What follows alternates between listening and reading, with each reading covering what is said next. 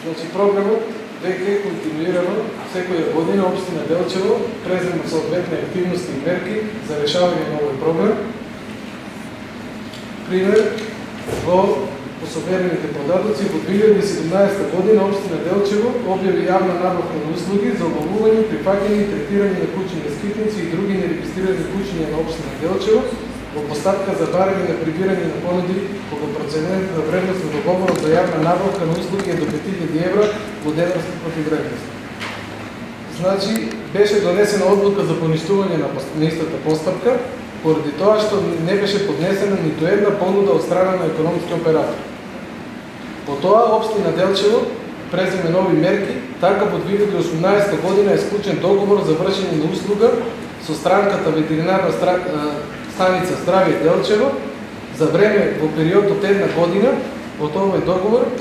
спрема општина Делчево се обврзува за услугата да го реши проблемот со куќињата скитници на територијата на општина Делчево. За таа цел општина Делчево за услугата да му исплати годишно нето износ од 30.000 денари на жиросметка. Според информација од секторот за финансии на општината, фактурата се уште не е доставена од извршителот на услугите, кој според договорот треба континуирано да постапува да се отстранат овие куќни скитници. Значи, целта на оваа програма е да се донесе мерки со кои ќе се бидат лоцирани куќињата скитници на територија Делчево, истите ќе бидат згрижени, ќе бидат транспортирани до одредениот стационар, кој ќе се одреден, пример, со правното лице ако се склучи договор, и соодветен третман ќе биде предложен, истите ќе бидат обележани, пратени на истата локација и доколку еутаназија на многу болни и екстремно агресивни животни после едината, доколку не се вдома. Тоа е последна мерка, доколку не бидат згрижени истите куќи. Значи, ќе се спроведе соодветно и оваа година, значи договорот со Здравје уште неполни 2 месеци завршува. Сега за 2019 година има во планот за јавни набавки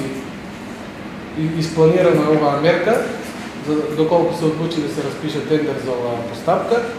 или доколку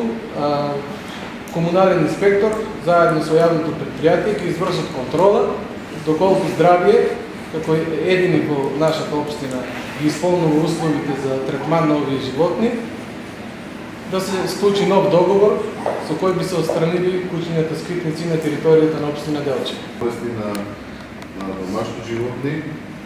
за да имаме простор и место дека тие животни ги бидат за претоварени, исто на таа локација ќе бидат уклучени. И заедно со економски оператор, општината се договара на кои локации да бидат, кои ќе се оптимизираат тие животни да бидат запаковани, доколку се агресивни, доколку не са, се обележува со ушни маркици, се пуштаа на административни да се заборени. За тука ние со фирмата Лана имаме некој договор, веќе ќе света да ви кажа, за секој заловено куќе сумите се огромни, доколку иде на тендер, апсолутно Делчево нема да има шанси да се справи со куќињата, ако иде по тие базарни цени и пошто е фирмата од Делчево и да нам сусрет да склучиме договор, да не ставаме број на куќи или цена од број на куќе, него куќињата колку има на територија на Делчево може да ги заловува и да постапува согласно методологијата дали е агресивно или не. Инаку, на претходния својот ден мисля дека спомнахме и ние доставно дискутираме на Источно-планскиот регион, базарната цена за заловување на едно куќе и третирање со сите негови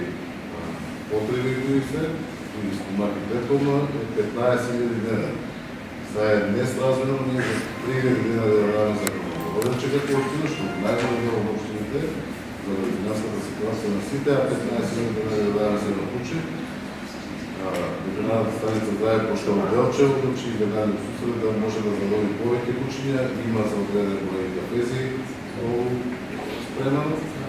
да на некој начин одржуваме